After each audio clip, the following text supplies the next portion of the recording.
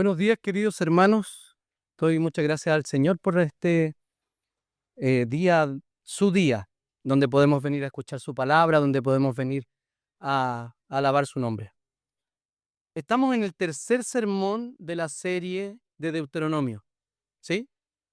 Así que los quiero invitar a que abran su Biblia y la mantengan allí abierta o encendida. Los que tienen Biblia digital, no se distraigan con aplicaciones, ¿ya? Mantengan abierta allí la Biblia en ese texto, ¿ya? Prendida. Vamos a considerar, o vamos a hacer referencia del 2.1 al 3.11. Esa es la sección. Pero nos vamos a leer al principio solamente los 8 primeros versículos del capítulo 2, ¿sí? Entonces dice así la palabra del Señor. De allí partimos en dirección al desierto por el camino del Mar Rojo, tal y como el Señor me lo había dicho. Y durante mucho tiempo rodeamos el monte de Seir. Entonces el Señor habló conmigo y me dijo: ustedes ya han rodeado bastante este monte. Ahora diríjanse al norte. Ordena al pueblo lo siguiente: cuando ustedes pasen por el territorio de sus hermanos, es decir, los hijos de Esaú, que habitan en Seir, ellos van a tener miedo de ustedes. Pero tengan mucho cuidado. No se metan con ellos, porque yo les voy a dar de su tierra, no les voy a dar de su tierra ni siquiera lo que alcancen a cubrir con un pie. A Esaú le he dado en propiedad el monte Seir. Ustedes comprarán de ellos alimentos y se los pagarán y comerán, y también comprarán de ellos agua y beberán. El Señor tu Dios te ha bendecido en lo que haces, y Él sabe que andas por este gran desierto. Estos 40 años, el Señor tu Dios ha estado contigo y nada te ha faltado. Entonces nos alejamos del territorio de nuestros hermanos, los hijos de Esaú que habitaban en Seir. Tomamos el camino del Arabá, del Elat y Esión Geber, y volvimos para tomar el camino del desierto de Moab. Oremos al Señor. Señor, te damos infinitas gracias en esta mañana por tu palabra. Yo te ruego, Señor, que tú nos hables por medio de ella, que tú, Señor, uses mis labios para no predicar mis ideas, Señor, sino solo lo que dice tu palabra. Te damos gracias, Señor. Oramos en el nombre de Jesús. Amén. Ya dijimos que el Deuteronomio es una repetición. Va repitiendo algo. Entonces, este sermón voy a contarles cómo lo voy a abordar. El abordaje del sermón va a ser, vamos a ver cómo es Dios en esta narrativa. Porque predicar la narrativa sería volver a algunos textos que ya hemos visto, por ejemplo, en Números, básicamente en Números, y ya conocemos un poco esa historia. Entonces nos vamos a enfocar en el propósito que tenía el libro. El propósito del libro es que el pueblo conozca o recuerde la ley de Dios. Y la ley de Dios, ojo, esto tenemos que aprenderlo muy bien. La ley de Dios no es simplemente un montón o 10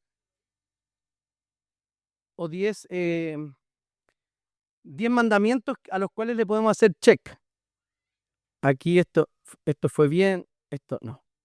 Aquí bien, no, esto no, esto no, esto no. Y los 7 siguientes, esto no, esto no, esto no y esto no.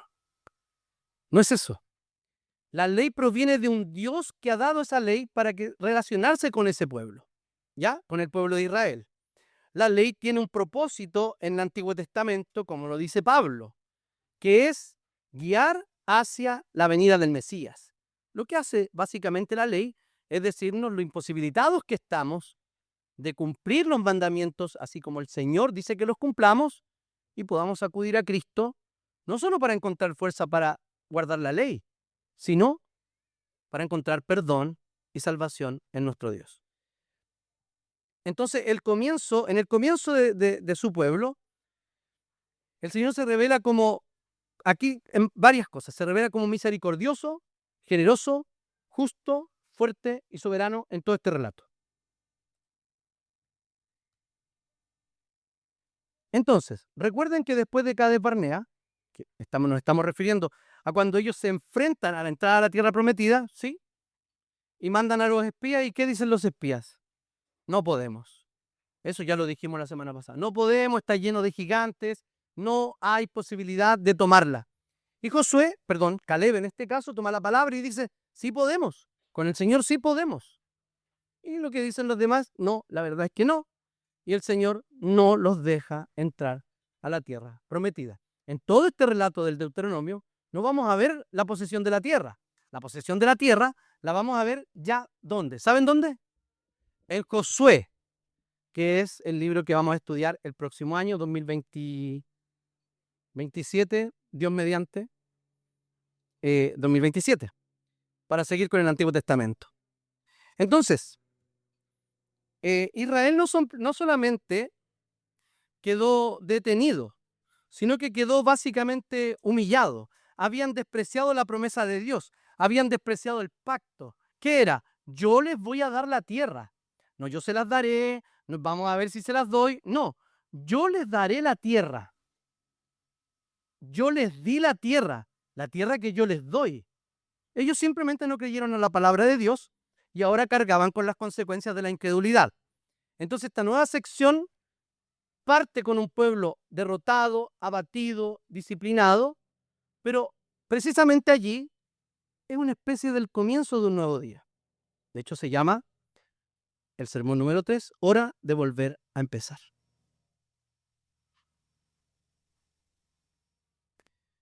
Y eso es justamente lo que vamos a ver hoy día. Esta historia aparecen, como dije, 5 verdades teológicas o 5 verdades acerca de Dios. Dios se muestra como un Dios misericordioso, como un Dios generoso, como un Dios justo, fuerte y soberano. Entonces, no solamente va a hablar o va a hacer referencia a la generación antigua y lo mal que se portaron, porque lo que está haciendo Moisés, está hablando a la nueva generación que va a entrar a tomar la tierra, como este último gran discurso que está dando Moisés, recordando los pecados de la generación anterior, la generación que ya no está, que no iba a entrar. Y es por eso que hay tanta repetición, y ya dijimos qué significa deuteronomios. Me volvieron a defraudar. Muchas gracias. Deutero, segundo. Nomos, ley. Entonces Deuteronomio significa segunda ley. ¿Es porque hay una segunda ley? ¿Otra ley? No, se está repitiendo la ley en el nuevo contexto que van a vivir porque ellos estaban chicos. Y esto es lo importante, un paréntesis, es lo importante de lo que nosotros le hablamos a nuestros hijos acerca de Dios. Nosotros, sigo en el paréntesis, nosotros lo que hacemos con nuestros hijos básicamente es enseñarles moralismo. Esto se hace y esto no se hace. ¿Me dan agua, por favor? Esto se hace y esto no se hace. Sin ninguna razón. Habitualmente en nuestra disciplina, o en nuestro reto, o en nuestra corrección, estoy casi seguro, por experiencia propia lo digo, no aparece el Señor.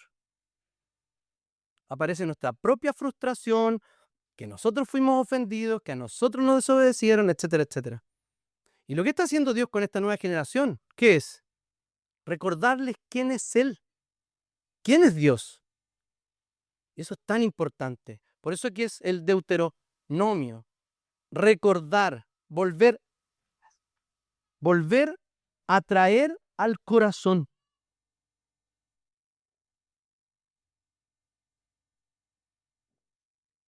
Perdón el trago tan sonoro. Volver a traer al corazón. Recordar. Avancemos entonces. Primero, vemos a Dios como un Dios misericordioso.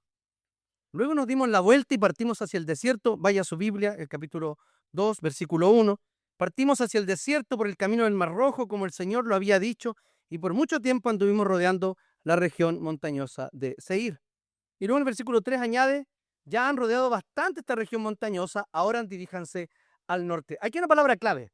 La palabra clave es, ahora ya han rodeado bastante. El Señor les dice, ya, ya basta, ya los discipliné mucho tiempo, por 40 años han estado dando vueltas y ya vamos a encaminarnos hacia la tierra prometida. Lo que el Señor hace es, literal, hacerlos dar vuelta por el desierto. Le pone un límite al rodeo. La disciplina que el Señor les pone fue real. No fue una cosa imaginaria o porque Dios estaba enojado. No, les quería enseñar algo. Fue real, pero no fue eterna. Israel tuvo que aprender, ¿cierto? Lloraron, enterraron a una generación completa, cargaron con las consecuencias de esa incredulidad que habían tenido en la entrada a la tierra prometida. Entonces imagínense cómo, por favor, imagínense miles de personas siendo enterradas en un lapso de tiempo importante en el desierto. O sea, ellos armaron el tremendo cementerio y estaban a la vista las consecuencias de no haber creído que el Señor les daba la tierra prometida. Entonces era una viva predicación ¿sobre qué? Sobre que ellos debían obedecer y creer al pacto que Dios había hecho con ellos. Han rodeado bastante, ahora diríjanse al norte. Dios los disciplinó porque Él es justo. Pero si la corrección hubiese continuado para siempre, Dios no hubiese sido misericordioso. Dios no hubiese sido misericordioso. Muchas veces pensamos en Dios como un Dios justo, como un Dios poderoso, como un Dios soberano, y creemos que a veces es solo justo, o que es solo amoroso, o que es solo soberano. Si Dios es solo soberano, es un tirano, ¿o no? Si Dios es solo justo, es un juez. Si Dios es solamente amor, es algo parecido al viejo pascuero. Dios no cambia sus atributos y se comporta de una manera determinada aplicando un atributo u otro. Quiero que aprendan muy bien esto. Esto lo vimos en la serie del año pasado sobre atributos de Dios. Dios no tiene atributos. Dios es sus atributos. A ver, cuando ustedes reaccionan ante una situación X, ¿quién quiere ser conejillo de India? Alguien que diga, a ver, alguien que reaccione bien ante cualquier situación. ¿Hay alguien aquí de esas personas? Ya voy a tener que levantar la mano. Alguien que reaccione mal ante muchas situaciones. Tanto. Cuando ustedes, los de allá, reaccionan mal ante estas situaciones, ¿quién está reaccionando? Tú. Tu ser completo. No es que ahora va a actuar mi tanto rabiosa, mi tanto prejuicioso, mi tanto alterado, mi tanto violento o violenta. ¿Va a actuar ese ahora? No, no va a actuar ese. Actuamos nosotros, el yo completo, el ser. Así actúa Dios. Entonces, si Dios solamente fuera justo, los tiene disciplinados todo el tiempo, pero también el Señor es misericordioso. La misericordia de Dios no significa que el Señor sea indiferente frente al pecado, sino que significa que el Señor trae juicio al pecado. El Señor corrige, pero también restaura. Hiere, pero no para destruir definitivamente. Hace rodear el monte, pero luego dice, ya basta. Muchos creyentes vivimos como si el Señor estuviese enojado con nosotros. Y todo lo atribuimos a que el Señor nos quiere castigar. Hay una palabra muy distinta, una diferencia muy grande entre castigo y disciplina. ¿Sí? ¿Saben cuál es? El castigo, ¿qué es? Es punitivo. Significa que tienes que pagar por algo. ¿Qué le debemos a Dios? Nada. Nada. En términos judiciales, no le debemos nada.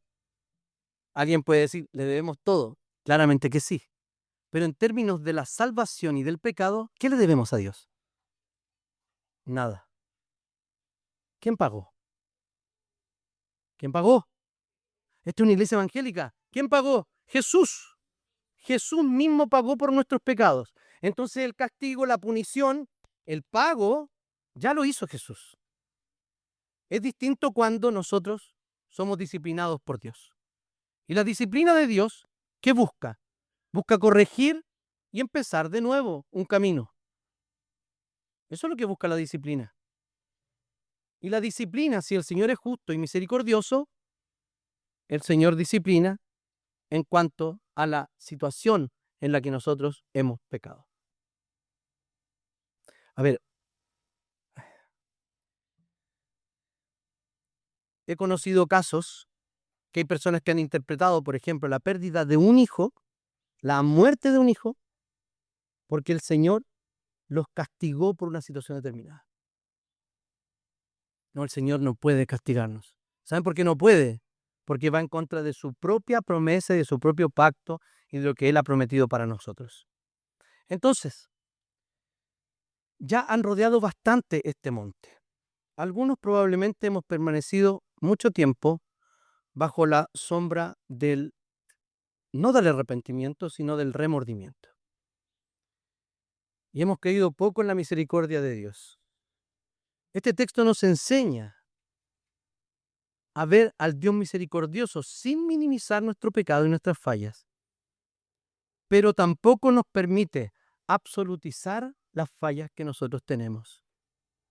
Porque el Señor sabe de qué estamos hechos y sabe exactamente qué nos pide y nos ha capacitado para eso. El Señor no nos pide nunca perfección porque si no, el sacrificio de Cristo sería absolutamente innecesario. La incredulidad es la que el Señor disciplinó en este pueblo. En segundo lugar, Dios es generoso. En el versículo 4 al 8, Dios manda pasar por el territorio de Edom. Edom era el territorio que se le había dado a Esaú. ¿Sabes quién es Esaú? Hermano de Jacob, que vendió su primogenitura por una sopaipilla con... ¿Qué está comiendo ella? Que vendió su primogenitura por un plato de lentejas. Y ahí hubo toda un engaño de parte de la mamá para engañar al papá y le diera la bendición a a Jacob, que después se llamó Israel. Y Esaú recibió también una parte de la tierra. Y el Señor dice, no se metan con ellos porque el Señor tu Dios te ha bendecido en todo lo que has hecho. Has sabido de tu andar por ese gran desierto. Durante 40 años el Señor ha estado contigo y en nada te ha fallado. O sea, en nada el Señor, la expresión clave aquí es que nada te ha faltado. Entonces, si nada le ha faltado y no quieren seguir siendo desobedientes, ellos deben pasar por la tierra de sus hermanos y no hacer absolutamente nada. Dice, no les voy a dar a ustedes ni lo que ustedes puedan cubrir con lo que pisa su calzado. Esa es una figura literaria para decir que no le va a dar ni siquiera, ¿cuánto? 27,5 centímetros de tierra a ellos porque se la ha dado a Edom. Y Edom aparece como enemigo de Israel, aparece como un pueblo pagano, aparece muy malo en el relato bíblico. Sin embargo, el Señor sí les dio esa tierra y el Señor no se las va a quitar para dárselas a ellos. Era otra tierra la que el Señor les había prometido. Y nada les ha faltado en todo el tiempo que estuvieron en el desierto. Esto es súper importante. ¿Saben por qué? Porque ellos debían recordar que el Señor les había dado de todo que tampoco les gustó. ¿Cierto? Porque cuando recibieron el maná, ¿cómo le llamaron en algún momento al maná? Pan de miseria. Queremos comer carne. ¿A cuánto les ha faltado el sustento del Señor en su vida?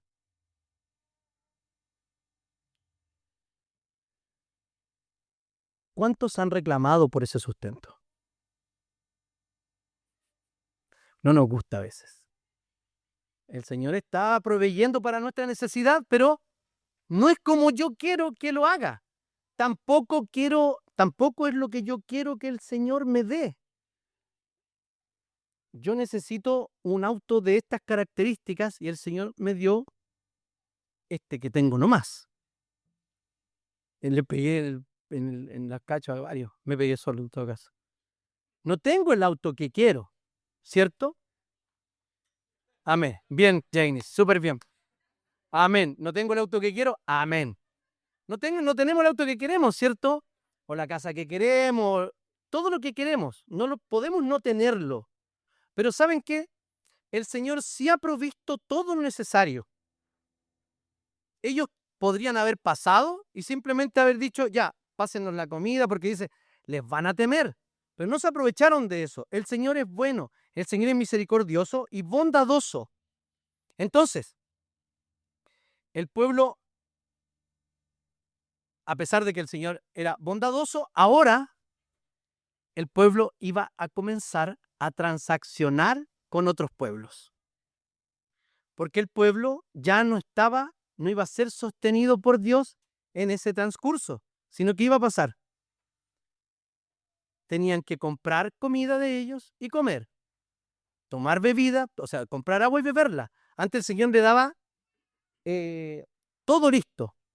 Sin embargo, ahora, ¿qué estaba pasando? Parece que había un cambio, probablemente como parte de la disciplina, pero también como parte del nuevo periodo que iba a vivir el pueblo de Israel cuando tomaran la tierra prometida. ¿Ok? Entonces la palabra bendecido es súper importante. No solo sobrevivieron al paso por el desierto, sino que también fueron objeto del cuidado activo y providente de Dios. Nosotros no hemos tenido el mejor pasar por la vida en todos los aspectos, espiritualmente, emocionalmente, en términos económicos, probablemente no. Pero no podemos negar que el Señor nos ha sustentado providentemente. Y muchas veces, cuando vemos que la cosa no va a suceder, que no vamos a llegar a fin de mes, o que cualquier situación que usted esté pensando ahora, el Señor de alguna forma lo hace.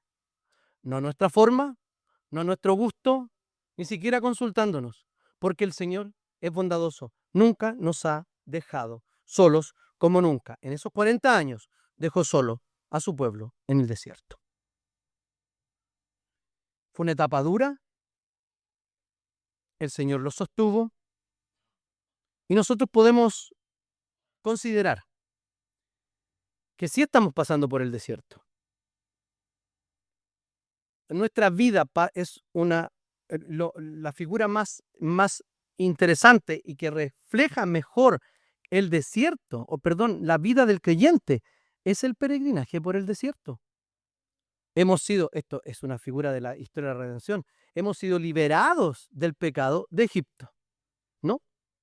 Y estamos siendo guiados ¿hacia dónde? Hacia la tierra prometida que el Señor nos dijo. Y en este transcurso, ¿por dónde vamos? Por el desierto. Es la figura que ocupa para hablar de la iglesia, capítulo 12 del libro Apocalipsis. Pero quiero hacer un paréntesis aquí. ¿Cuánto tiempo estuvo Cristo siendo tentado en el desierto? ¿Ustedes creen que es al azar que estuvo 40 días?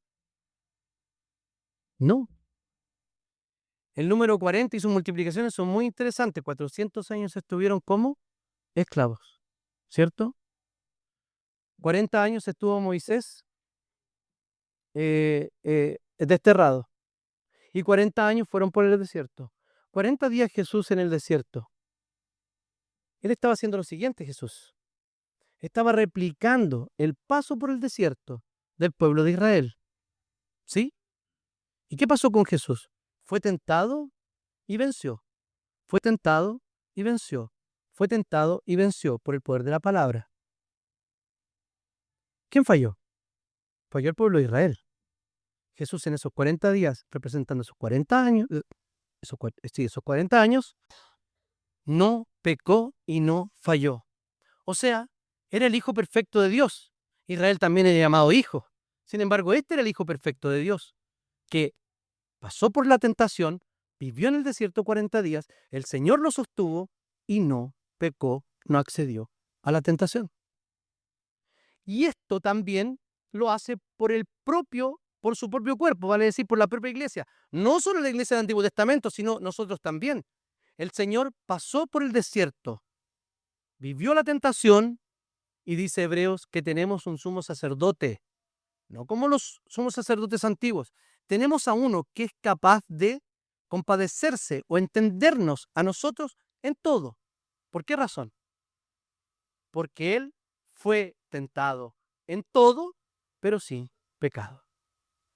El Señor conoce exactamente nuestro paso por este desierto. El Señor es bondadoso y repitamos en nuestra mente lo que dice aquí y le dice al pueblo de Israel en el desierto, recordando aquello, nada te ha faltado. En tercer lugar, Dios es justo. Y ahí es más largo, la sección del 4 al 23 del capítulo 2, Israel se acerca a Edom, Moab y Amón, que son otras tierras, no las que iban a ocupar ellos, y les dice que no provoquen guerra ni tomen tierra de nada de ellos. No los provoquen porque no les daré nada de su tierra, ni siquiera lo suficiente para que planten un pie. Yo le he dado a Esaú esa región montañosa de Seir. Entonces el Señor es justo.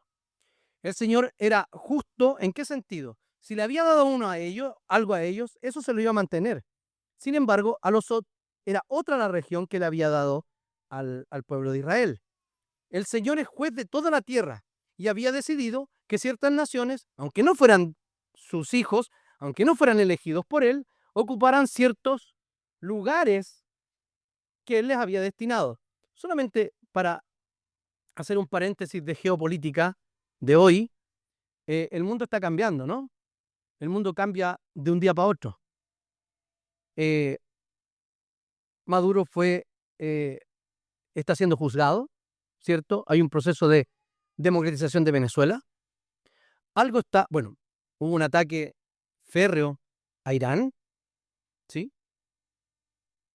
Cuba parece que está bajando las manitos, algo pasa allí, dijo Díaz-Canel, así se llama, dijo que iban a negociar con Estados Unidos, y uno dice, uno puede estar en un lado o en otro, ¿cierto? Porque algunos se ponen la banderita de Israel porque creen que el pueblo es Israel y el pueblo de Dios, y no es así. Y otros se ponen la banderita de Palestina, ¿cierto? Mire, si usted se pone la banderita de Palestina en cualquier parte y no está dispuesto a ir a predicar el evangelio allá, sáquela. Porque ponerse banderita no sirve de nada. Entonces, nosotros hacemos misión y todas estas cosas por redes sociales, ¿cierto? Eso no funciona. Eso es un mundo irreal. Muchas gracias, Manuel. Debutando.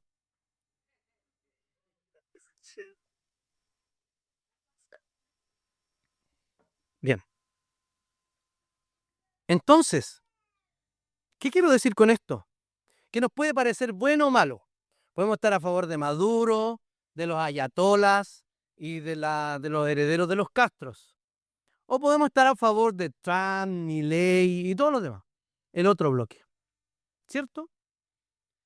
Lo único que les quiero decir es que nada de lo que está pasando se le ha ido de las manos al Señor. Absolutamente nada. Nosotros debemos ver la política internacional y la geopolítica, cómo se organizan los países y lo que está pasando en una guerra, como la mano de Dios actuando allí, con propósitos ocultos, claramente. No lo sabemos. ¿O creen que al Señor se le ocurrió nomás que los rusos vencieran en el frente ruso, en el frente oriental a los nazis? Se le escapó, bueno, hagan lo que quieran y usted no. El Señor permitió todo aquello, todo lo que pasó. Los rusos se iban a quedar con Japón, pero los gringos meten la bomba para quedarse con Japón. Actos pecaminosos, horribles, etc. Sí. Pueblos paganos que sacrificaban niños. Pero el Señor los había dejado allí. A ellos no los van a molestar. El Señor marca límites de las naciones. Le enseña a su pueblo que el pacto también debe respetar estas fronteras morales, en este caso, históricas y también providenciales. Yo le he dado esa tierra a esas personas y en este caso y en esta ocasión ustedes van a pasar de largo y no van a hacerle absolutamente nada. Entonces, claramente no hay un parangón o una comparación entre las guerras antiguas y las guerras modernas. Pero Dios es justo. Y todo lo que está pasando no constituye en ninguna forma injusticia de parte de Dios. Ni allá, ni durante las guerras napoleónicas, ni durante las guerras civiles de los países, ni durante la Segunda y la Primera y Segunda Guerra Mundial, ni Kuwait, ni el Golfo Pérsico, ni, ya voy a seguir con la guerra, ni las de ahora. El Señor no se le escapa nada de la mano. El Señor es justo. Le da a cada uno lo que merece. Entonces, ellos debían estar conscientes. ¿De qué cosa? De que el Señor les había dado algo y eso era lo que debían tomar. No toda, ojo con esto, no toda oportunidad es una puerta abierta de Dios. Ellos tenían la oportunidad de no comprar, sino de quitar. El Señor les dijo, no van a hacer esto, no le van a quitar tierra, van a comprar sus cosas, etcétera, etcétera.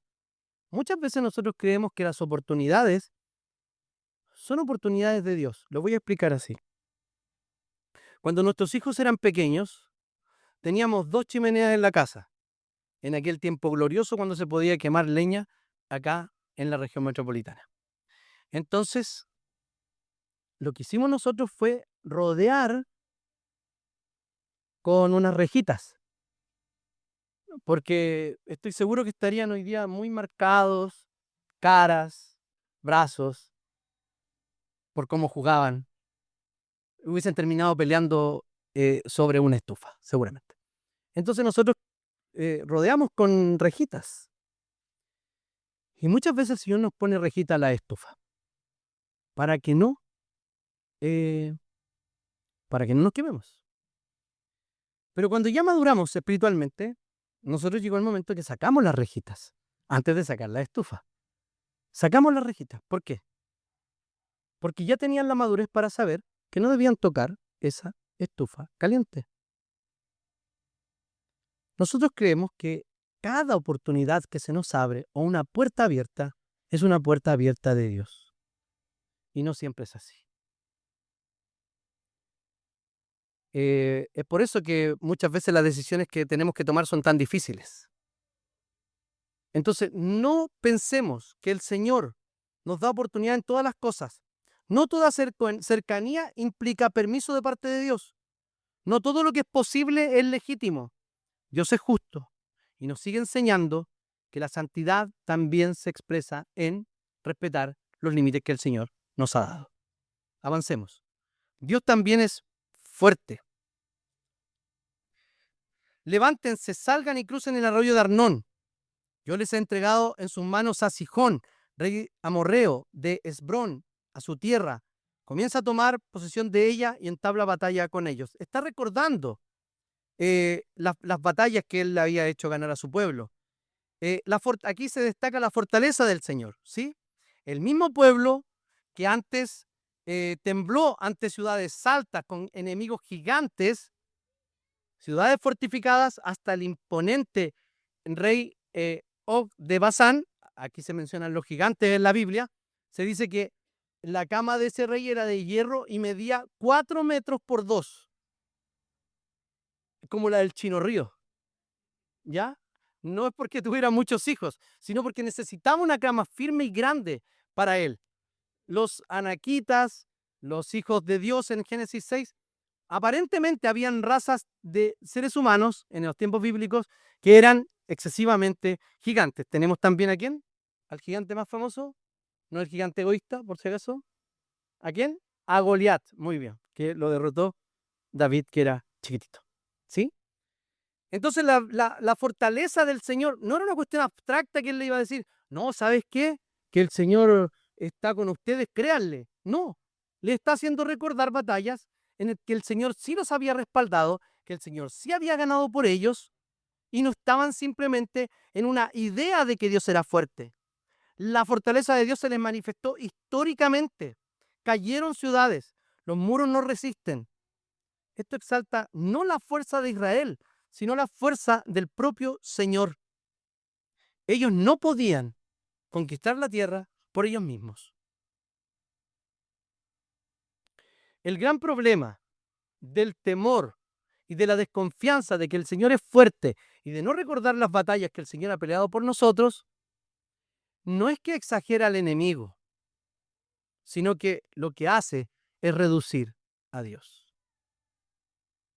Cuando nosotros tenemos temor, que es una de las exhortaciones más numerosas en la Biblia, no teman, no temáis, no tengan miedo, no tengan temor, etc. El pueblo había visto gigantes caer. Dios decide actuar y el Señor sí gana las batallas por ellos. Piense ahora en sus propias batallas y en la que está viviendo hoy día. El Señor es lo suficientemente famoso, suficientemente fuerte, ¿por qué es famoso? Suficientemente fuerte para ayudarlo en su fama. El Señor es suficientemente fuerte para sacarnos de la situación en que estamos. Solamente recordemos quién es nuestro Dios. No hay ciudades, ni muros, ni camas de hierro, ni gigantes que puedan enfrentar a Dios Todopoderoso. Y en quinto lugar, Dios es soberano. En la parte final del pasaje, no solo habla de la fuerza de Dios, sino de la soberanía de Dios. Israel pidió pasar en paz por el territorio de Sejón, como lo había hecho antes por otras regiones, pero ellos respondieron con hostilidad. Moisés dice, pero Sihón, rey de Hesbón, no quiso dejarnos pasar por su territorio, porque el Señor, tu Dios, había endurecido su espíritu y obstinado su corazón para entregarlo en sus manos, como hoy se ve. Entonces, no es que no tuviera mente propia esta persona, este territorio, estos reyes, sino que el Señor había influido en ellos, ¿para qué? Para disciplinar también a su pueblo. El Señor puede usar elementos externos para disciplinar a su iglesia. Muchas veces pensamos en una disciplina personal por nuestros propios pecados, pero también hay iglesias que son disciplinadas. Iglesias que viven en un desierto disciplinados. Solo un ejemplo. A la iglesia de Éfeso, Juan les dijo, bueno, Jesucristo por medio de Juan y por medio del ángel, les dice que si no recuperan su primer amor, ellos serán quitados, sacados su candelero de su lugar, o se van a ser eliminados. ¿Saben lo que pasó? Esa iglesia hoy no existe. O sea, el Señor sí disciplinó a esa iglesia. El Señor es soberano sobre todos. La soberanía de Dios podríamos ver que recorre el pasaje completo, porque el Señor es soberano no como una doctrina fría, como viéndolo solo como soberano, porque si lo vemos así, lo vemos como un Dios tirano que prácticamente no piensa.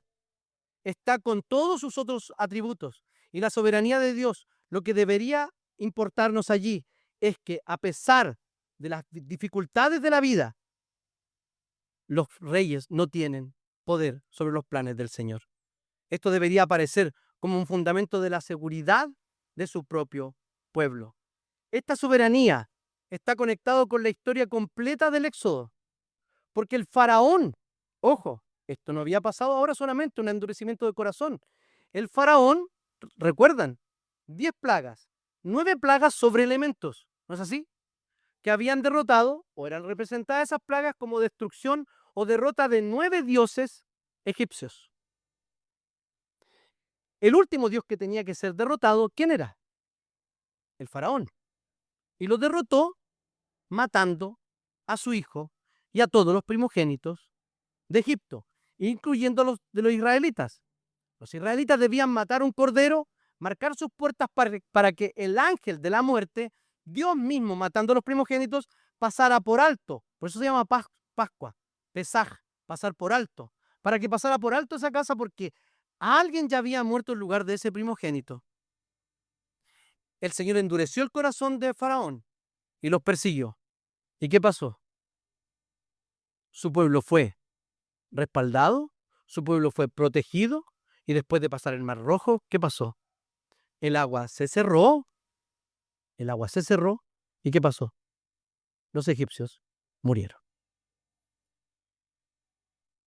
El pueblo, nosotros, queridos hermanos, no caminamos a merced de los reyes de la tierra.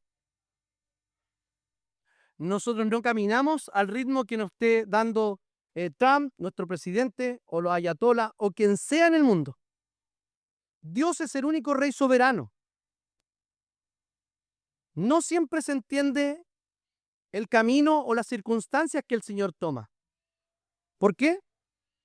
Porque la historia no la podemos mirar bien desde esta perspectiva de tiempo, sino que hay que alejarse temporalmente para poder interpretar.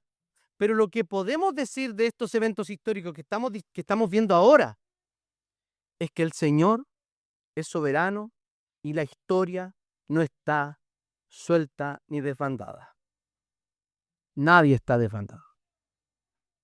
El Señor está en control.